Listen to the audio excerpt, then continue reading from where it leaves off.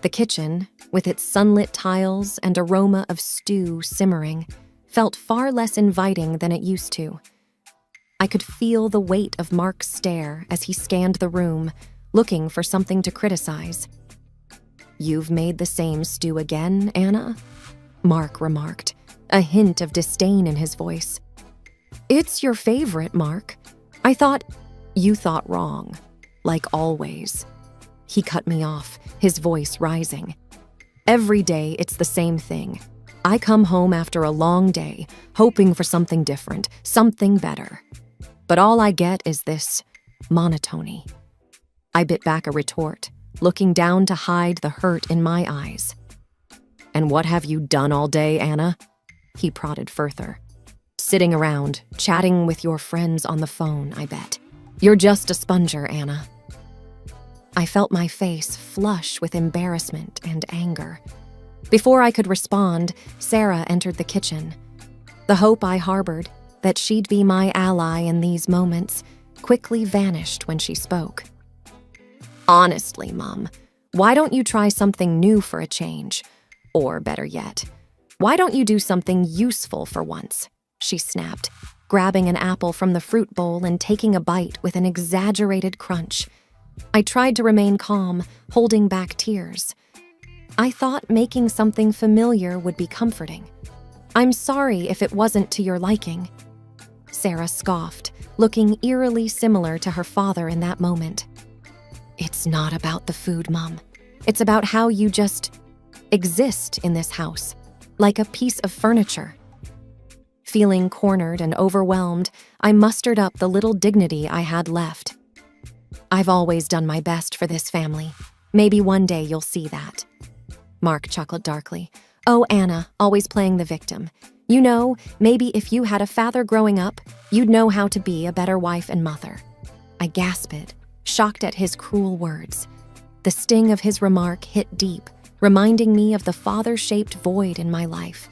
Sarah, echoing her father's sentiment, added, "Maybe then you'd be less of a burden." Feeling the weight of their combined disdain, I took a deep breath. "I'll be in my room. Dinner's ready whenever you want it," I said quietly, leaving the kitchen and praying for the strength to endure another day in this crumbling facade of a family. Days turned into weeks, and the atmosphere at home remained tense. Sarah was out more often than not, and when she was home, she spent most of her time locked in her room. Mark, on the other hand, became increasingly distant, coming home late from work and sometimes not at all. One day, as I was heading to the local market, I saw something that stopped me in my tracks. Just around the corner from our home, there was Mark, laughing and talking with a younger woman. They seemed close, too close. Their body language spoke volumes. I watched, hidden behind a tree, as they shared a tender kiss. The air felt heavy, and my heart raced. This was my husband, the man I had given my life to, and here he was, betraying our vows. The weight of this realization made my knees weak, and I quickly turned and headed home, my mind racing. As soon as I entered the house, I was met with Sarah's cold stare. "Where were you?" "Took you long enough," she commented snidely. "I saw your father," I replied, trying to maintain my composure. "Oh, with his secretary. I've known for months. But who cares? At least he's happy." She shrugged, revealing her knowledge of the affair with such nonchalance that it felt like another blow. I felt numb. My own daughter knew and didn't care. "Sarah, how could you hide this from me?" She rolled her eyes. "Because it's none of my business, or yours for that matter. Maybe if you were more interesting or tried harder, he wouldn't need someone else." The pain of her words was sharp, but I was determined not to let her see me crumble. "Your father and I are going to have a talk when he gets home." She smirked. "Good luck with that." Hours seemed to drag by. When Mark finally walked through the door, he looked surprised to see me waiting for him. "Anna, what's this all about?" "Who is she, Mark?" I demanded. He hesitated, looking momentarily caught off guard, then sighed. I was going to tell you, Anna. It wasn't the right time. So there's a right time to tell your wife you're cheating on her? My voice cracked despite my best efforts to sound strong. Mark rubbed his temples. Look, Anna, things haven't been great between us for a long time. She makes me feel alive again. I felt like I was being torn apart. And what about me, Mark? What about our marriage? Our family? It's not just about you, Anna, he shouted back. It's about me and what I want. Maybe if you'd been more supportive or understanding, things would be different. The weight of everything crashed down on me. The loveless marriage, the estrangement from my daughter, and now, the final blow, Mark's betrayal. But I wouldn't let them see me broken. I've done nothing but support this family, I whispered, feeling tears sting my eyes. But I won't be your doormat any longer, Mark. I want a divorce. His face paled. You can't be serious. Watch me, I replied, gathering a newfound strength from deep within. The atmosphere was thick with tension.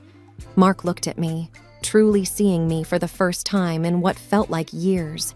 He didn't say anything more. He just turned and went to our room.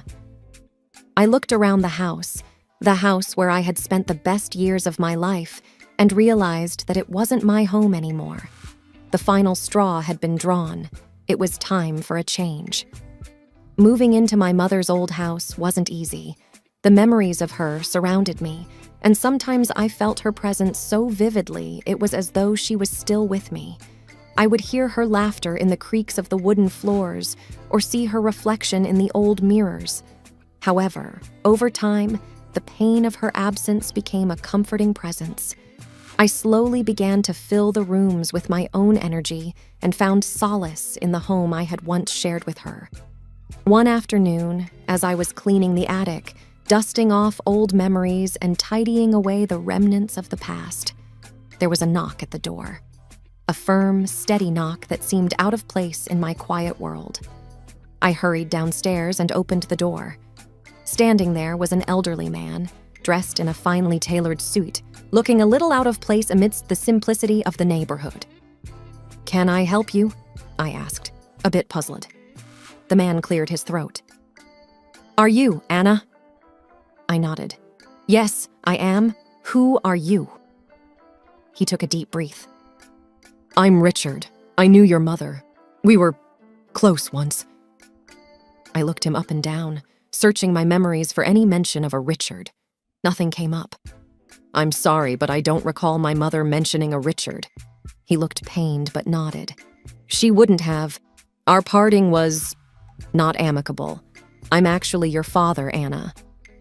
The world around me seemed to blur, and I stumbled back a step. "What? That's impossible. My mother would have told me." Richard's eyes softened, filled with a mixture of pain and regret.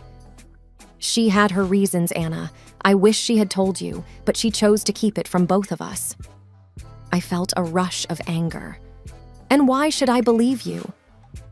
Richard sighed and reached into his coat pocket, pulling out an old photograph. It was a picture of a young couple, very much in love. The woman was unmistakably my mother, and beside her was a younger Richard. They looked happy, their smiles genuine. "I kept this with me all these years," he whispered, handing it to me. The photograph felt heavy in my hands. "Why now? Why come here after all these years?" Richard looked down, a tear escaping his eye.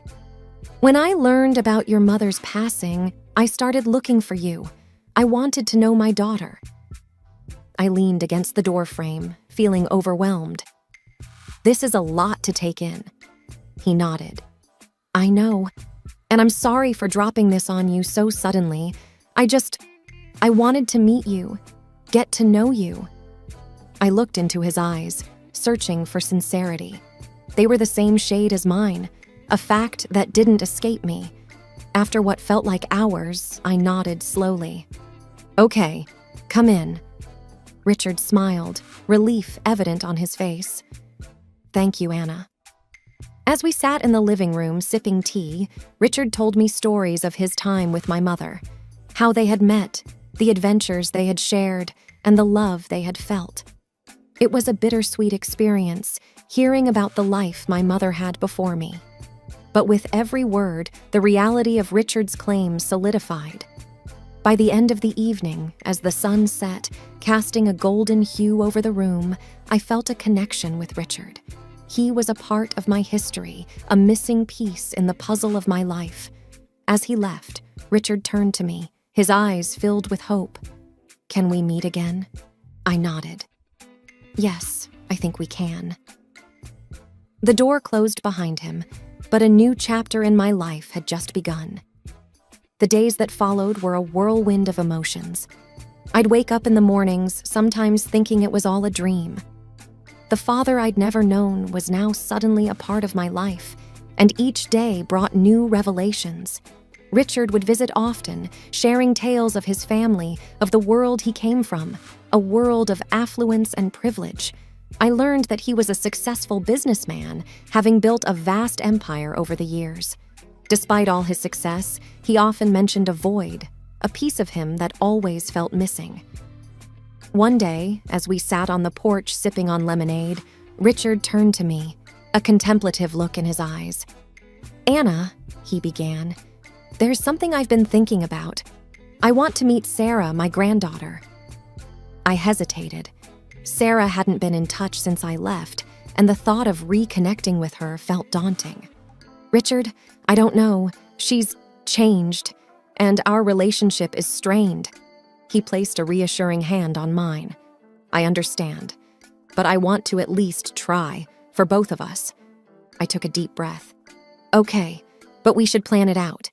It won't be easy." Richard's eyes twinkled with mischief. "How about a little act? I've got an idea." Intrigued, I leaned in closer as he whispered his plan. The next day, Richard showed up at my doorstep in a battered old truck, wearing a shabby suit that looked like it had seen better days. I tried to stifle a giggle as he struck a pose. "Well, what do you think? Convincing?" I laughed. "Very. But what's with the truck?" He grinned. "Part of the plan. I thought it would be fun to show up as a poor, old truck driver, finally reuniting with his long-lost daughter." I nodded in agreement. "It's perfect. Let's do this." We drove to my old home, the place I had shared with Mark and Sarah. As we pulled up, I could see Sarah through the window, lounging on the couch. My heart raced. Richard gave my hand a reassuring squeeze. "You ready?" he asked. Taking a deep breath, I nodded, as I'll ever be. We walked up to the door, and I knocked. It swung open to reveal a surprised Sarah. "Mom, what are you doing here?" she asked, her eyes darting to Richard. I took a deep breath. "Sarah, this is Richard. He's my father, your grandfather." She looked him up and down, skepticism clear on her face. "Really? What's with the getup?" Richard chuckled. "Ah, young one. I wanted to see my family, and this old truck is all I've got." Sarah scoffed. "Typical. Well, if you were rich, maybe I'd consider calling you Grandpa." I felt a sting at her words, but Richard just smiled, playing along. "Oh, I wish I had more to offer, but all I have is love and some old stories." Mark then appeared, his gaze shifting between me and Richard. "What's this about?" he grumbled. Before I could reply, Richard stepped forward, extending a hand. "Hello, son-in-law. I'm Anna's father. Just thought I'd come by and see the family." Mark looked at the outstretched hand with disdain. "We don't need more freeloaders." I felt anger rising, but Richard gave me a calming look. "It's all right, Anna. We tried." Sarah, seeing an opportunity, smirked. "Yeah, Mom. Why don't you two go back to where you came from?" Tears welled up in my eyes. "All right, Sarah, we'll leave." As we walked away, Richard whispered, "Don't worry, it's all part of the plan." Weeks after moving into the mansion with Richard, the doors of the grand home swung open to Mark and Sarah, who seemingly showed up out of the blue. The transformation of the mansion's interior was astonishing. Lavish furnishings, pristine marble floors, and artwork that told stories of eras gone by. But the most significant change was in me. The once broken, downtrodden Anna had been replaced by a woman of grace and confidence. Sarah was the first to speak, her voice quivering with a mix of awe and desperation. "Mom, look at this place! Think of what you can do for me now, for my future!" Mark, ever the manipulator, tried a softer approach. "Anna," he said, placing a hand on my arm. I recoiled instantly. "For old times' sake and for Sarah, can't we just put everything behind us?" I looked into the eyes of the man I once loved, searching for a hint of sincerity. Instead, all I saw was greed. "Mark, your words might have swayed me once, but not anymore." Sarah, however, wasn't ready to give up. "All these years, you were just a burden, living off Dad. Now that you have this," she waved around, "you owe us, especially me." Mark chimed in, attempting to pacify the situation. "Sarah, let's not—" But she cut him off, her voice rising with every word. "No, Dad, she's been freeloading all her life. Now she needs to pay it back." My heart ached seeing the venom in my daughter's eyes, the daughter I raised with love and care. "Sarah, I always wanted the best for you, but this isn't the way." Richard, witnessing the entire scene, stepped forward, his presence commanding attention. "Anna is my daughter, and this is her home now. She owes nothing to anyone." Mark, sensing he was fighting a losing battle, tried to save face. "Anna, think about it. For Sarah's sake, we can start over." Sarah scoffed. "Start over? I just want what's owed to me." I took a deep breath. "This mansion, this wealth, it's not a ticket for redemption, Mark. And Sarah, it's not a bank for your entitlement. You both made choices, and now you'll have to live with them." Mark nodded, the weight of defeat evident in his posture. Sarah, on the other hand, was seething. "This isn't over, Mom," she hissed, storming out of the mansion with Mark trailing behind. And as the grand doors closed behind them, I realized that even amidst all this luxury, the most valuable thing I had gained was the strength to stand up for myself. The nights after Mark and Sarah's visit were restless ones. Despite the soft, plush bed and the quiet stillness of the mansion, my mind kept revisiting our confrontation. The hurtful words, the raw emotions, everything played on a loop. It was on one such night that Richard knocked gently on my door. "Anna," he began hesitantly, "there's something I've been meaning to share." I sat up, sensing the gravity of the conversation ahead. "Go on," I murmured, signaling for him to sit beside me. Richard took a deep breath. "When your mother told me about you, she didn't just reveal your existence. She told me about Mark and how he treated you." I looked at him, a little taken aback. "Why didn't you say something before?" He sighed. "I wanted to, but your mother made me promise not to intervene. She believed that you needed to find your own path, your own strength." A wave of memories flooded over me. All the times I had felt isolated and trapped in my marriage, wanting an escape. I whispered, "It was so hard, Dad." Richard placed a comforting hand over mine. "I know, Anna, and it hurt me every day to stay away, knowing what you were going through." The room grew silent for a few moments, filled only with the weight of our shared pain. It was Richard who broke the silence. "Your mother told me something else, too." I turned to look at him, curious. "What?" "About Sarah, how she was growing distant from you, taking after Mark." My eyes welled up at the mention of my daughter. She used to be my little girl, always clinging to me. I don't know when and how it all changed. Richard sighed deeply. "Anna, children sometimes get influenced by the environment they grow up in, but you tried your best. You can't blame yourself for how Sarah turned out." "But she's my daughter," I whispered, tears streaming down my face. "And she still is." Richard said firmly, wiping away my tears. But sometimes, Anna, we have to let our children make their own mistakes, learn their own lessons. The conversation with Richard was an eye-opener. It wasn't just about Sarah, but about me. For years, I'd believed that my self-worth was tied to my relationship with Mark and Sarah. That night, with Richard's words echoing in my ears, I realized that my journey, my story, was about finding my own self-worth. The sun was bright, casting a warm, golden hue over everything. I woke up feeling lighter, like a weight had been lifted. Today was special. I was reopening the community center in my town, turning it into a haven for people who needed guidance and support. Richard was already there when I arrived, overseeing the last-minute preparations. "Anna," he greeted, extending a hand. "You look radiant today." I smiled. "Thank you, Richard. Today feels right, doesn't it?" He nodded, looking around the bustling hall.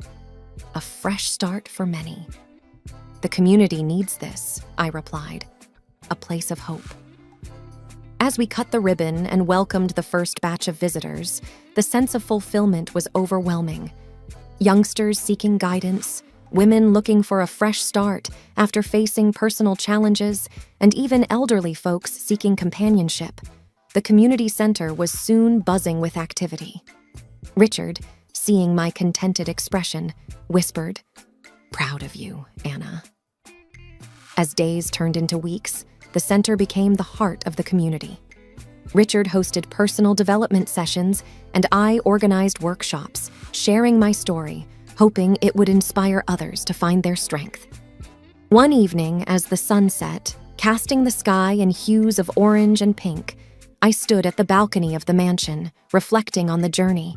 The pain, the betrayals, the moments of despair, all leading to this moment of contentment.